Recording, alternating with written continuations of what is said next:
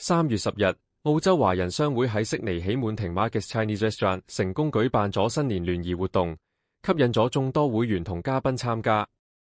活動內容豐富多彩，包括麻將比賽、掼蛋比賽、卡拉 OK、豐富嘅抽獎環節，以及全體商會理事合唱、餐飲之聲，為大家帶嚟咗一個難忘嘅夜晚。下午3點，麻將比賽正式開始，16位參賽者齊聚一堂，展開激烈嘅對決。大家喺牌桌上切磋技藝，氣氛熱烈而融洽。緊接住麻將比賽，下午4點半開始咗掼蛋比賽。呢個源自江浙滬地區嘅撲克遊戲，考驗參賽者嘅策略同默契。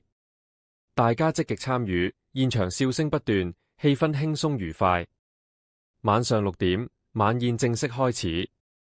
大家品嘗住地道嘅中華美食，同時享受住卡拉 OK 環節帶嚟嘅歡樂。會員們踴躍上台獻唱，展示自己嘅歌喉，令現場氣氛達到高潮。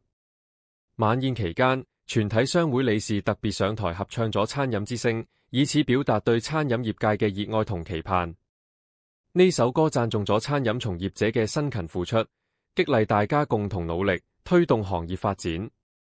活動中，車會長 Ricky Cha 特別介紹咗閩菜嘅特色同歷史。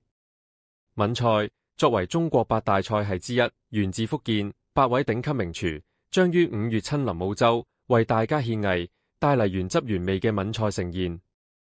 晚宴期間，主辦方安排咗多輪抽獎活動，豐富嘅獎品令大家驚喜連連。商會表示，未來將繼續舉辦類似嘅聯誼活動，促進會員之間嘅交流同合作，為澳洲華人社區帶嚟更多嘅歡樂同凝聚力。